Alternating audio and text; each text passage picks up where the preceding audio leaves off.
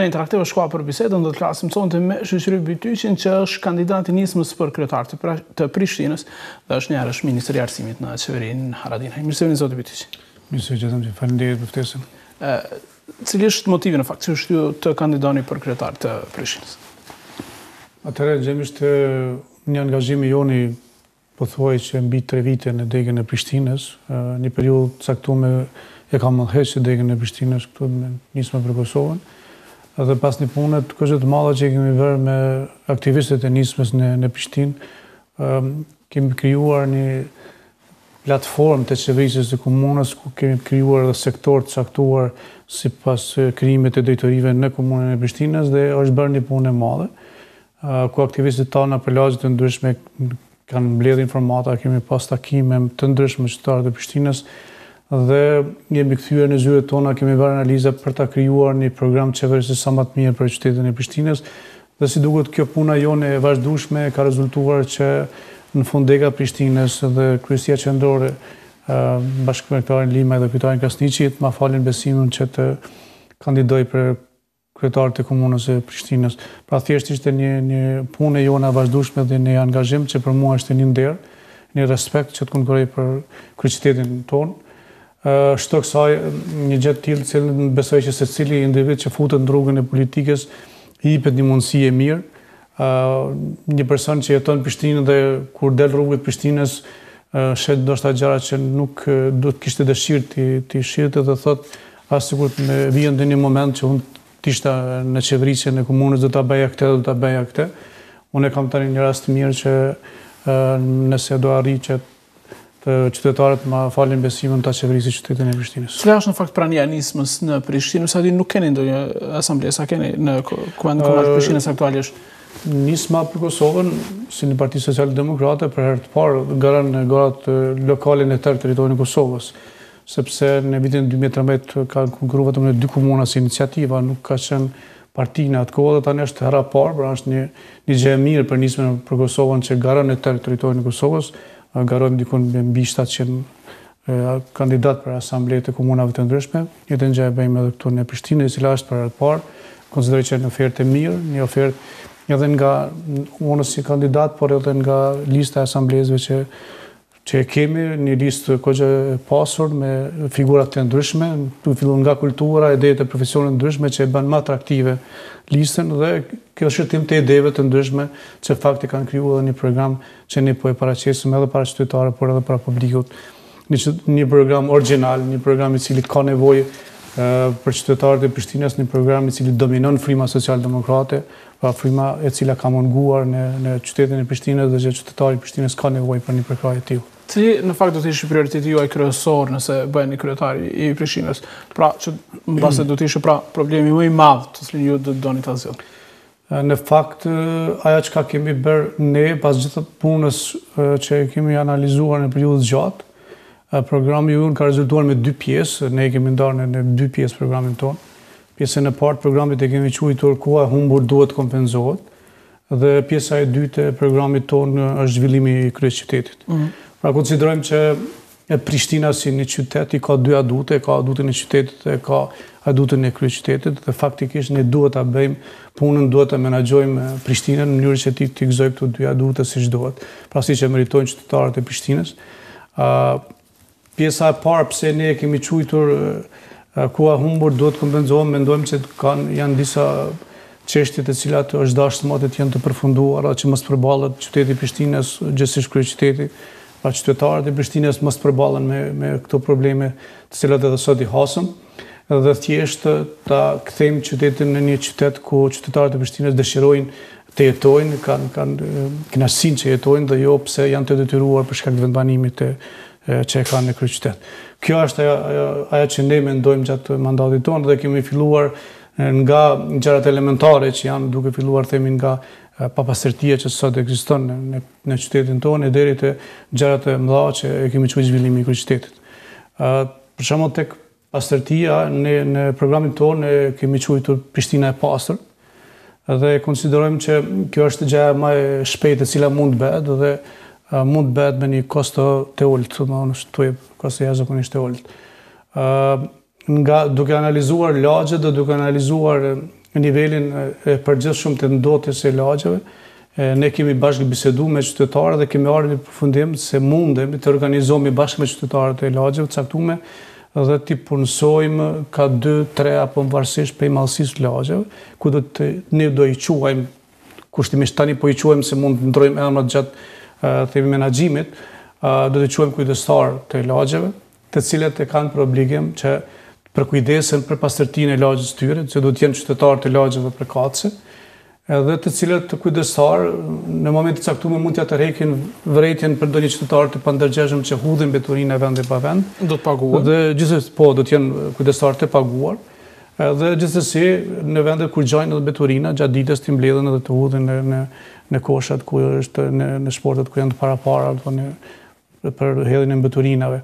Kështu kësaj që ne do të bëjmë edhe dyfishimin e gjitha mundësive për të hedhur beturinat në vendit të caktuara që mos kenë problem qytetarët themi të mbajnë një letër në një rrugë të gjatë për ta hedhur në koshën e beturinave. Po kjo është ajo ideja që ne fillimisht do ta bëjmë Prishtinën e pastër dhe konsiderojmë që me pak investim secili qytetar është i gatshëm themi të paguajë në 20 ose 30 cent më shumë se sa që paguan sot, në mënyrë që ti ketë kujdestar dhe ta mbani një lagje të pastër çfarë i ka hije me qytetit. Por është ndërmarrja që e ka këtë obligim pra. Po e ka, pastrimi. Po nuk e ka të organizuar me forme se si po pretendojmë ne dhe mendojmë se me idenë tonë do të jetë shumë më e lehtë të mbahet qyteti i pastër.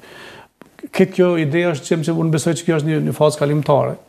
Për arsye se kur fillon për një periudhë caktuar lagjet të shifet pastërtia e lagjeve dhe mund mos të kemi problem në ndotjen e ambientit dhe në rrezikun e shëndetit, pastaj vetdia qytetarëve vetveti do të krijojë këtë kulturë dhe më nuk do të jetë ata të cilët do të hudhin beturinë e vendit pa vend, por do të krijohet një kulturë. Dhe besoj që ky qyteti jonë ka premisat për ta krijuar kulturën e tillë që do të jetë shembull edhe për qytetet e tjera të Kosovës.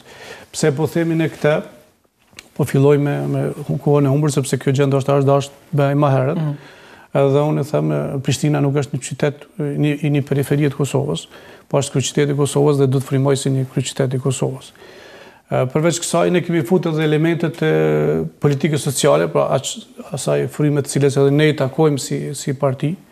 Kemi menduar që qytetarët kanë nevojë për përkraje sociale, realisht gjendja ekonomike e qytetarëve në tërësi në Kosovë, po themi në pjesën kur tani ne po mendojmë ta menaxhojmë, nuk është e mirë dhe ne ka nevojë për një përkraje shtetërore. Në këtë aspekt ne kemi menduar që të krijojmë një market social, pra marketi social do të jetë në qytetin tonë, i cili market do t'i shërbejë të gjithë personave të cilat janë me përkujdesje sociale. Pra këta persona me përkujdesje sociale do të kenë mundësinë që të furnizohen me ushqimet e shportës me çmime shumë atole se sa që sot janë në treg.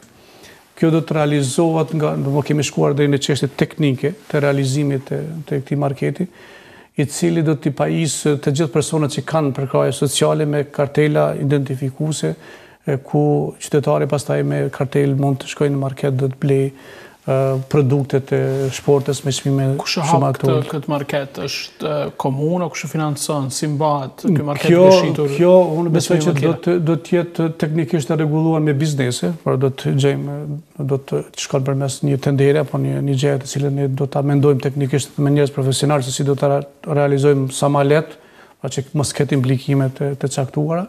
Dhe pastaj, normalisht, me procedura do të rregullohet që ky market të mbaj vetëm produkte të shportës, por nuk do të mbaj produkte tjera, ose thjesht ta themi për qytetarët që ta kenë më të qartë nuk mund të shkojnë dikush tjetër të blejnë produkte, por do blejnë vetëm këta persona, por thjesht do ta ketë edhe emrin lart se është një market social për secili do ta sheh. Kjo është një praktikë që ndjek në shumë vende, nuk është që kemi zbuluar faktikisht ne, por ne si frymë socialdemokrate e kemi patë arsyeshme se derisa kanë mundësi në vende të tjera të zbatojë, pse mos zbatojë te ne, kur faktikisht qytetarët kanë nevojë për një përkrahje të tillë. Kur flas për qytet, do të thonë flas për komplet edhe komunën e Prishtinës, sepse mund të jenë edhe fshatrat për rreth që kanë nevojë dhe aq më shumë që edhe fshatrat kanë nevojë të kenë një përkujdesje të tillë sociale. Me tutje kemi ecë në përkujdesje sociale për në frymën e socialdemokracisë të futëm edhe kartelat për studentët të cilët janë në qytetin e Prishtinës, pra në qytetin tonë, që vinë edhe nga vizitë të ndryshme, të pajisën studentët me kartelat të cilët të shfrytëzojnë shërbimet publike me 30% më lirë se sa që është çmimi i tregut, pa çmimi real. Po flas një për shërbime publike, sepse ndoshta mund Si të për ofrohen shembull, autobusat, mund të jetë kinomaja, mund të jetë çfarëdo shërbime që mund të ofrohet nga shërbimet publike të jenë me çmime më të lira. Kjo nuk e preshton mundësinë që këto të shfrytëzohen edhe për biznese private. Mirë, po bizneset duhet të ofrohen te komuna, mund të bëjnë marrëveshje me komunën dhe pastaj të nifen kartelat e studentëve tek bizneset. Kjo ju e dini që në perëndim është shumë e theksuar. Bizneset private edhe në perëndim janë i pranojnë një gjë të tillë dhe besoj që edhe bizneset tona nuk do të hezitojnë që të japin një përkrahje të rive tanë të cilët kanë nevojë për një përkrahje të tillë. Për arsimin dua t'ju pyes, si e shihni gjendjen aktuale dhe çfarë do të bëni ju nëse e merrni pushet? Nuk po flas tani nga pozita të cilën e kam, po flas si një person që mund nesër ta udhëheqë komunën e Prishtinës. Duhet jemi me këmbë tokë, gjendja e arsimit nuk është e mirë. Themi në përgjithësi në Kosovë tregon vetë niveli i kualitetit dhe cilësisë, pra na ka treguar testi PISA se realisht gjendja në arsim nuk është e mirë. Kur e kemi këtë informat të saktë, duhet marrë masa që ta ndryshojmë situatën. Unë mendoj që qyteti i Prishtinës duhet të jetë shembull i arsimit për qytetet e tjera, për shembull për gjithë territorin e Kosovës, dhe ka mundësi të bëhen gjëra të mira.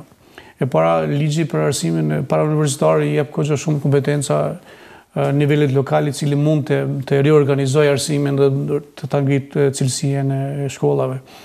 Që të jemi shumë real, janë bërë disa hapa në Prishtinë. Konsideroj që modeli pilot projekti i shkollave tërditor ka dhënë efekt dhe konsideroj që është një hap goxha i mirë. Mendojmë që kjo duhet vazhdoj, përkundër problemeve që ekzistojnë me godina shkollore dhe ne duhet të identifikojmë, pak a shumë jemi marrë me informata se ku ka mungesë të shkollave dhe duhet marrim hapa sa më të shpejt që të ndërtojmë shkolla të reja. Prishtina ka nevojë për ndërtim shkollave të reja, ka disa shkolla, disa lagje që janë të mbi ngarkuar me numrin e nxënësve dhe ka nevojë për godina të reja në mënyrë që të lirohen objektet që të kalohen në mësimin tërditor.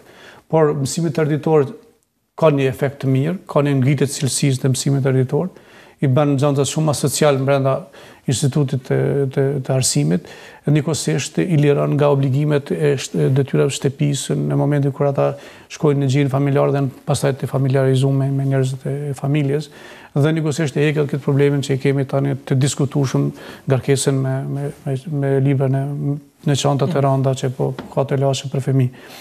Ajo që ne parashojmë që ta ndryshojmë gjendjen në Prishtinë, mendojmë që ta kemi një qasje tjetër me udhëheqësit e shkollave, me drejtorët e shkollave përgjithësi. Do të vazhdojmë, besoj ka filluar në Prishtinë, dhe ne do të vazhdojmë që mos të ketë politizim në shkollat e Prishtinës, po të jenë udhëheqës të shkollave persona të cilët e njohin profesionin e arsimit, e dojnë arsimin e Prishtinës, e dojnë cilësinë e arsim, dhe ne kemi në programin tonë planifikuar që zgjedhja e drejtorëve të bëhet nga një komision profesional që ka funksionuar deri më tani, po të shkojmë edhe një hap me tutje, pra në listën e ngushtë të drejtorëve kur do përzgjidhen, ne planifikojmë që të ftohen të gjithë prindërit, qytetarët e lagjeve të caktuara, pra kuzhinët e shkolla, dhe grupi i ngushtë i drejtorëve ta bëjnë një prezantim të planit të menaxhimit të shkollës për periudhën që ata do të menaxhojnë. Pra thjesht do të kërkohet që ata ta kenë një platformë paraprake, ta prezantojnë platformën para qytetarëve të cilët i kanë fëmijët në ato shkolla dhe pastaj të poentohen edhe nga ideja e prezantimit dhe planit të cilët e planifikojmë. Dhe mendojmë që kjo do t'ja shton një përgjegjësi personit që do ta merr në menaxhim shkollën. Këta po e themi pikërisht për arsye se ka kompetenca që me një menaxhim më të mirë, pra kompetenca ligjore, me një menaxhim shumë më të mirë do ta ngritë edhe cilësinë në arsim. Jam i sigurt që kjo do të fillojë të jepte efektet e veta të para në ngritjen e cilësisë, ne që kemi nevojë, sepse fëmijët tanë kemi fëmijë të shkëlqyeshëm, fëmijët tanë kanë talent, dhe këto e tregojnë së herë që i shohim kur i jepet mundësia të shkojnë diku tjetër, të shkollohen diku tjetër për të tregojnë talentin e tyre. Si shihni organizimin e transportit në Prishtinë dhe a keni ndonjë plan për sirrim linjave ose diçka ngjashme?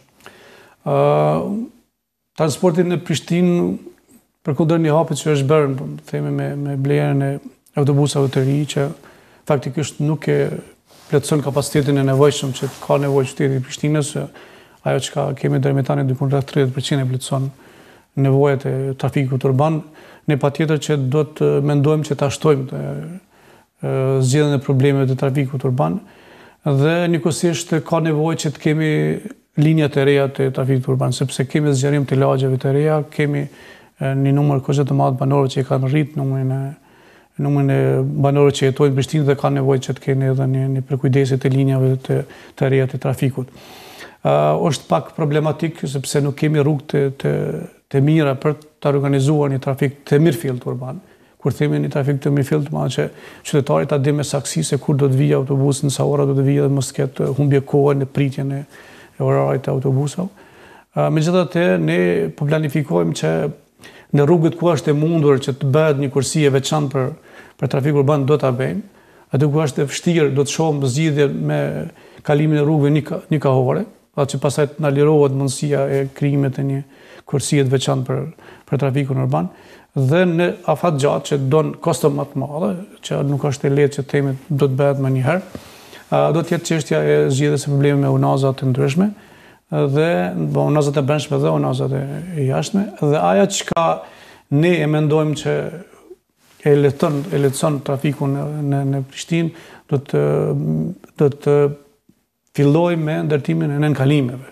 Pra ka mundësi që disa nënkalime do ta lehtësojnë kogjo trafikun urban. Për shembull, ne kemi në projektin ton rruga e cila vjen nga Gërmia dhe kalon prapa komunës Prishtinës, të bëhet një nënkalim ku është tani përmendorja e vjetër, edhe të futet në nënkalim mes parlamentit dhe komunës, të bëhet një nënkalim të sheshet e Mjashajt, kalohet në këtë rrugën që e lidh pastaj rrugën e Bytyqis.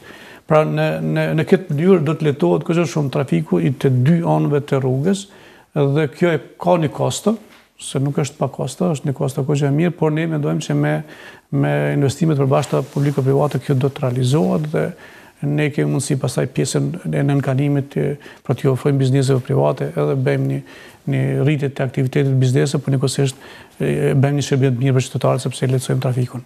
Me shëndetësinë zoti Ahmeti mburret posaçërisht për ofrimin e shërbimeve shëndetësore dhe me remitimin në shumë objekteve të qendrave të mjekësisë familjare.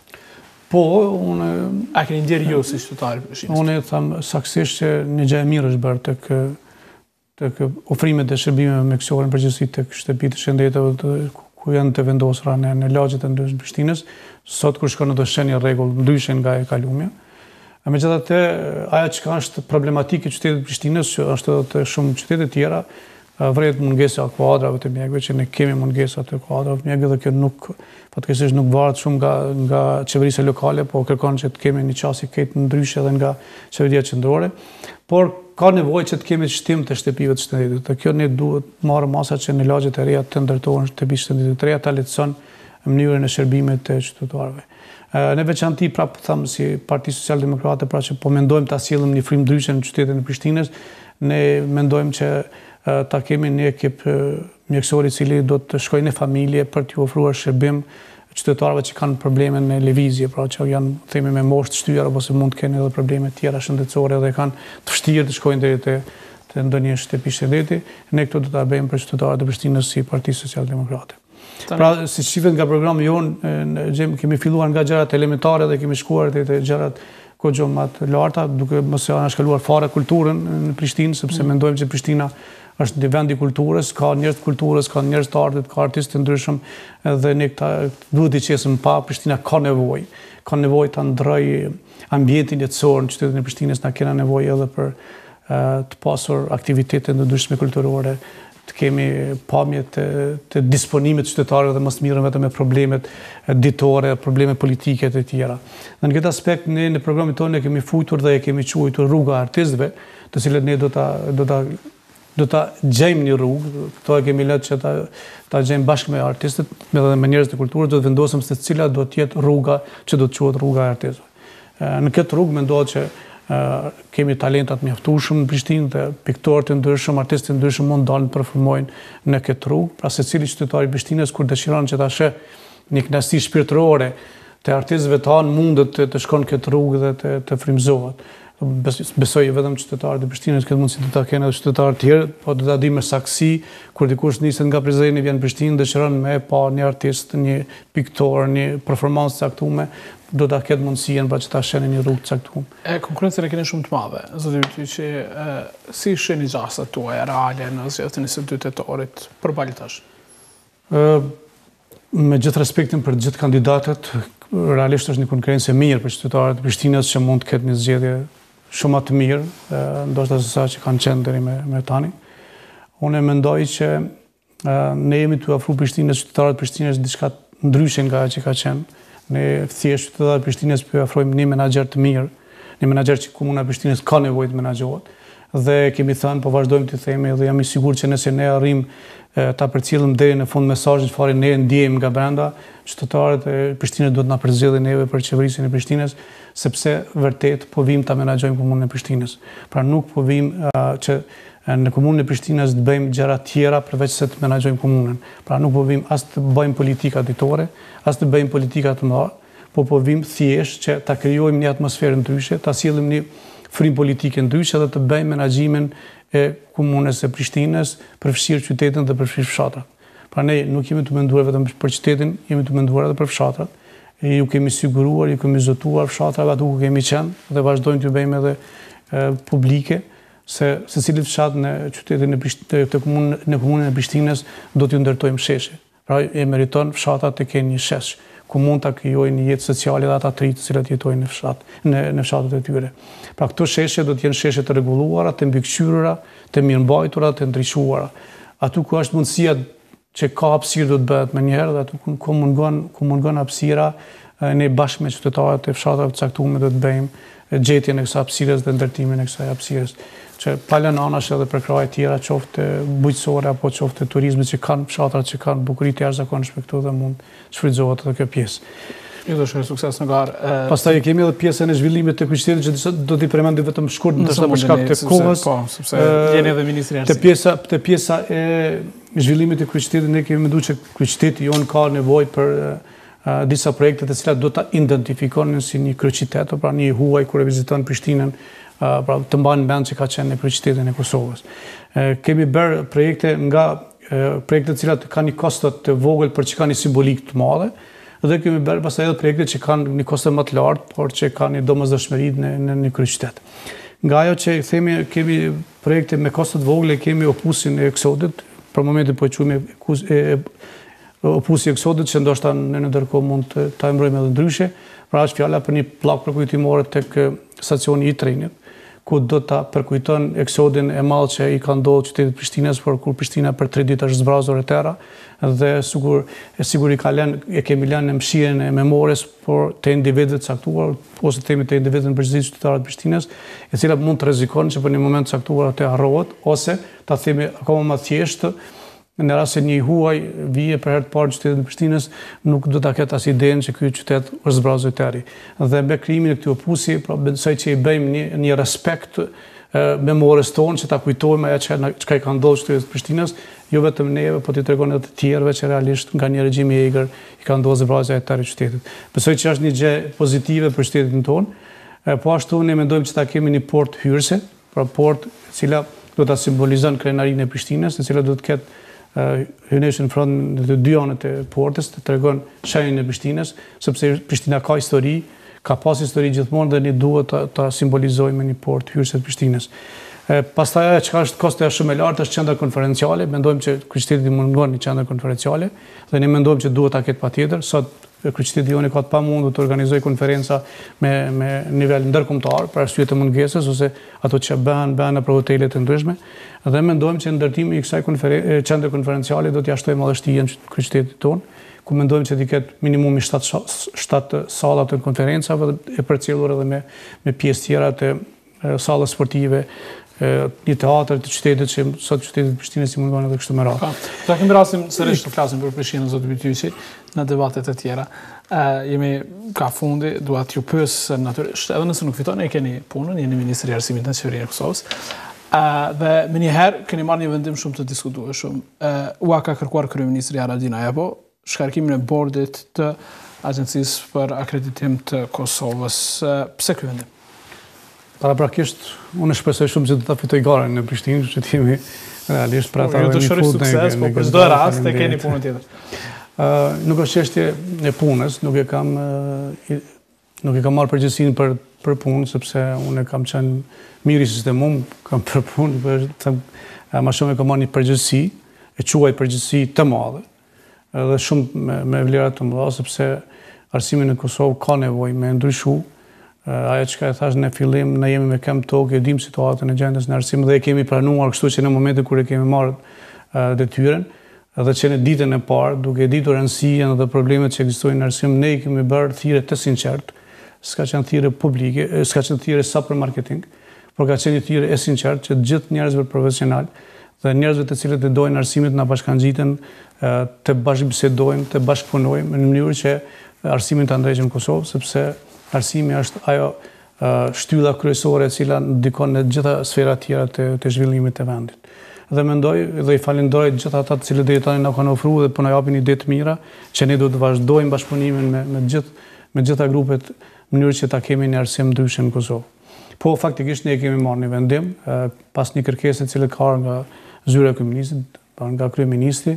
Kryeministri ka bërë një vlerësim se bordi për akreditim nuk ka qenë në përputhje me ligjet dhe procedurat dhe si e tillë ka ardhur si kërkesë që ne duhet ta shkarkojmë. Dhe ne pas analizës që kemi bërë me ekip, kemi marrë vendimin për shkarkimin. A keni bërë në fakt analizë apo më njëherë e keni zbatuar vendimin e kryeministrit Haradinaj? Nëse keni parë diskutimet që kanë filluar, neve ka ditë që kemi biseduar për bordin, ka ditë që kemi parë situatën jo të mirë, unë kam pas takim direkt edhe me kryetarin e bordit, takim njoftues dhe informues. Zotin Rexha. Para se ta shkarkonin? Para se të shkarkohen, kemi biseduar gjatë, unë i kam treguar cilat janë parimet tona që ne mendojmë ta menaxhojmë me Ministrinë e Arsimit dhe jemi shumë të interesuar që aty ku nuk ka cilësi dhe të cilat nuk janë përputhje me procedurat që janë fuqi dhe me ligjin e nuk do të tolerojmë. Ka qenë një gjë e qartë. Nga zoti Rexha, gjatë diskutimeve që kemi pas, edhe ai pranon që nuk kanë mujt të respektohen gjitha procedurat për shkak kriteret të larta, në takimin tonë që ne kemi pas, por ne jemi zotuar që kjo nuk duhet tolerohet dhe nuk duhet vazhdohet. A keni treguar se do ta shkarkoni? Jo, nuk kemi pas idenë aty për aty të shkarkojmë sepse ne jemi duke skanuar situatën, duke marrë informacione dhe më pas ka pasuar edhe kërkesa nga kryeministri i cili kishte marrë disa vërejtje dhe të cilat e kishte analizuar dhe ka në fund që duhet të shkarkohet një bord. Konsideroj që bordi është një emrim politik dhe nëse mendojmë që nuk është në përputhje me procedurat dhe ligjet, një bord mund të shkarkohet dhe mund të emërohet një bord tjetër, të cilët faktikisht tani jemi në procedura të emërimit, pra jemi duke biseduar me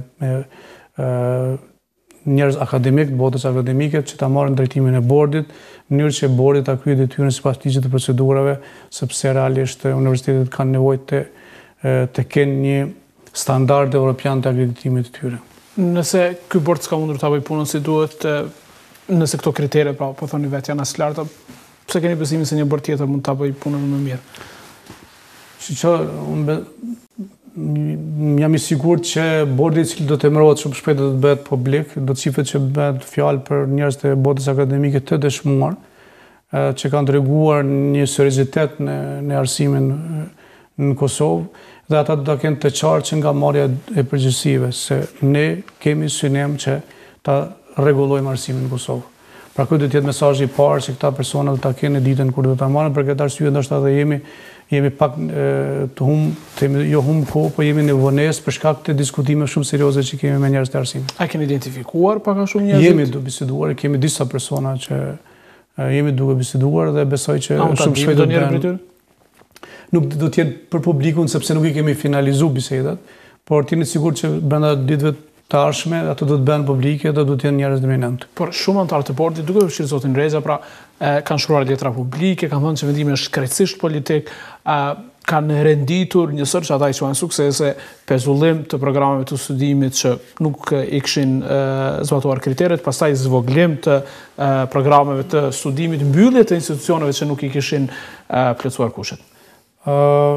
Është drejtë e tyre normale, është secili mund ta shprehë mendimin e vet dhe ka të drejtë që të publikojë gjëra të mira që kanë bërë, ajo çka është e sigurt, gjithçka që kanë bërë mirë ne duhet i lavdërojmë për punën që kanë bërë, siç do të kritikojmë për punën që s'e kanë bërë mirë. Por kjo gjë çka s'kan bërë konkretisht pra që ju i shkarkuat? Besoj që do të jenë shumë pejt publike ato gjëra që nuk janë kryer sipas procedurave, edhe do të jenë persona që pastaj do t'i vlerësojnë gjërat me saksi.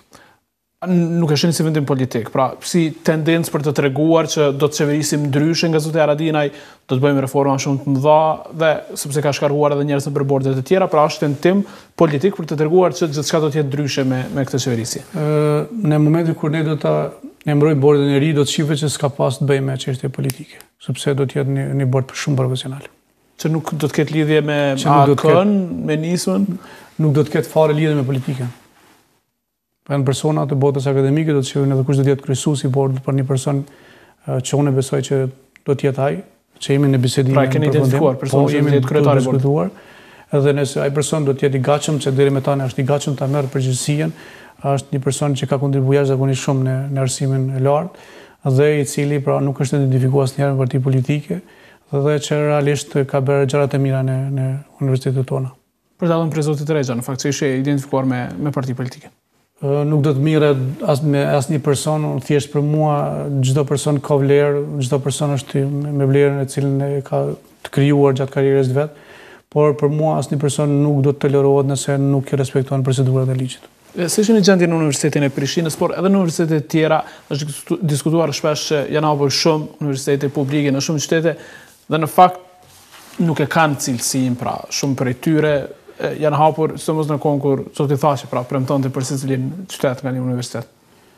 Tani atë thash në fillim që ne jemi të vetëdijshëm për gjendjen e arsimit. E njëjta gjë është edhe në universitete, pra në gjitha universitetet përfshirë dhe universitetet publike dhe universitetet private. Megjithatë, ne jemi duke analizuar, jemi në fazën e skanimit të situatës përgjithshme dhe është një lloksi i madh nëse unë sot them se kjo situata përgjithshme dhe këtu do të jemi vendime që ne do t'i marrim. Por ajo çka është e sigurt, ne do të bëjmë një punë të jashtëzakonshme, do të angazhohemi maksimalisht që gjendja e arsimit të ndryshojë edhe në pjesën parauniversitare, por edhe në pjesën universitare. Gjendja në universitetet publike nuk është gjendje e mirë, sidomos në universitetet të cilat janë universitetet të reja të hapura, janë lënë për shumë arsye dhe ne duhet të marrim masa që këtë gjendje ta ndryshojmë.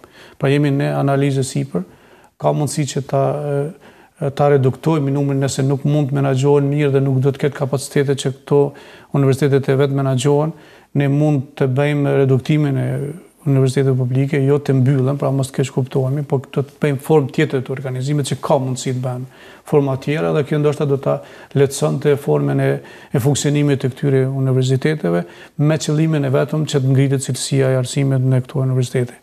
Kështu ne mendojmë deri në fundin e mandatit tonë, nuk do të thotë që do ta bëjmë mrekullinë, por ajo që ne do të bëjmë është që arsimi do ta merr rrugën e duhur për të futur në standardet e një shkollimi evropian.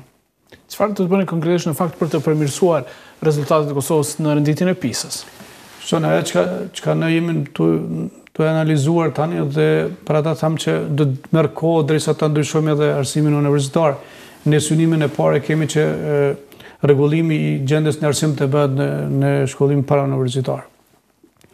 E them këtë sepse si produkt i mësimit parauniversitar kemi çështjen e problemit pastaj tek pjesa universitare.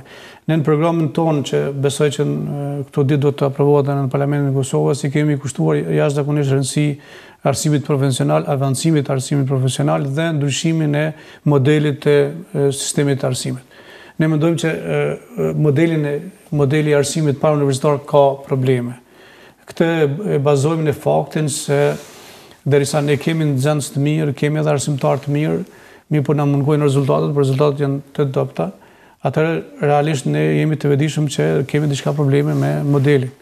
Dhe në këtë aspekt ne menjëherë do të merrem masa shumë shpejt, do të thonë hapat e parë që do të jenë të çështja e reorganizimit të modelit dhe do të shifim se do të japin rezultatet e para të ngritjes së cilësisë në arsim. Një informatë të shkurtër që ndoshta për herë të parë, po edhe publikisht, ne shumë shpejt do dalim me idenë, do ta diskutojmë edhe me grupet e interesit, me publikun, me njerëzit që dojnë arsimin dhe që e njohin arsimin, që të bëjmë profilizimin e mësimdhënësve në ciklin e ulët. Pra ne konsiderojmë që për momentin është shumë e nevojshme që mësuesit të ndahen sipas klasave, një mësues të jep mësim vetëm klasën e parë, ose mësuesit të japin mësim vetëm klasën e parë, tjetri të japin klasën e dytë dhe kështu me radhë të flasim deri te klasa e 5. Po ashtu jemi të parë që klasa 1 deri në klasën e 5 është shumë e ngarkuar me gjëra shumë të rënda për moshën e fëmijëve edhe mendojmë që këtu ta bëjmë një reduktim të programit, ta lehtësojmë gjendjen e ngarkuar që sot e kanë fëmijët tanë, dhe kjo do të jep rezultatet e para. Pastaj nga klasa 6 deri në klasën e 9 ne mendojmë që të jetë një mësim që do ta quajmë shkolla e mesme, e cila do ta filloj fazën e parë të identifikimit të nxënësve, se kush do të jetë i orientuar nga arsimi profesional dhe kush do të jetë i orientuar nga arsimi universitar. Edhe me këtë klasifikim do ta bëjmë hap shumë të madh, por që don një investim të mirëfillt dhe ngritjen e shkollave profesionale të mirëfillta. Sepse kur i ndajmë në këto dy kategori, personat që kalojnë të pjesa profesionale, realisht ne duhet t'i bëjmë njerëz profesional dhe jo t'i lejmë pa shkolla. Pasi njerëz profesional me kryen e shkollës së lartë që ne po i quajmë tani shkolla mesme, këta do të jenë të gatshëm për tregun e punës.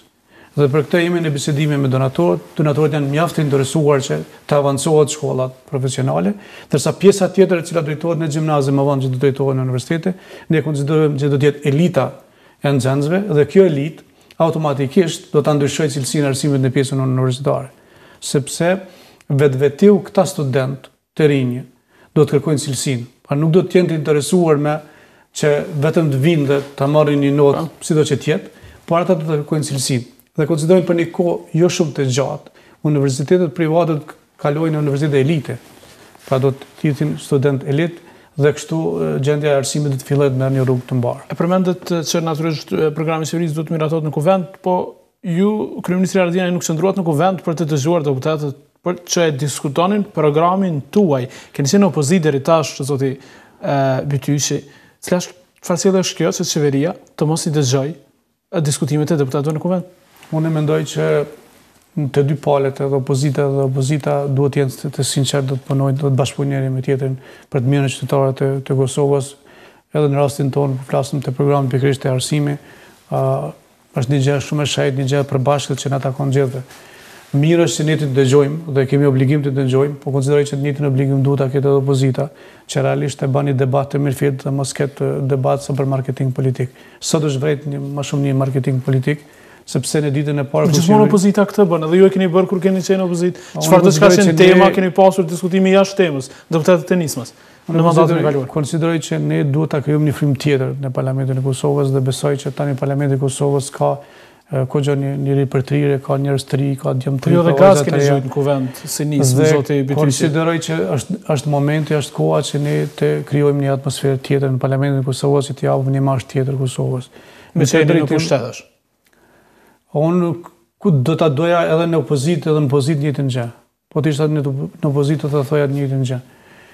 Kështu që pse nuk e thatë kur gjuanit gaz në kuvend? Unë besoj që nisma edhe në pjesën e kaluar si opozitë ka treguar kogja një gjuhë të përbashkët me opozitën dhe opozitën është munduar ta krijoj. Ka krijuar një klimë qetësuese, qoftë në opozitë, qoftë në pozitë. Keni gjujt gaz, zoti Bytyqi, deputetët e nismës, zoti Shyqyri ka gjujt gaz kuvend. Çfarë çetësie ka? Po mund të jenë të çështje të cilat kanë një rëndësi të veçantë dhe kur opozita e shoh që gjërat e këqija po i kanë ose në mend mund ta bëjnë një gjë të tillë. Pa dashur me arsyetu ndoshta atë gjë. Po themi që jemi në fazën e parë dhe ne po kërkojmë që të miratohet një plan qeverisës, i cili do të jetë për të mirën e qytetarëve dhe ja vlen të bëhet debat. Por debati duhet të jetë mbi programin.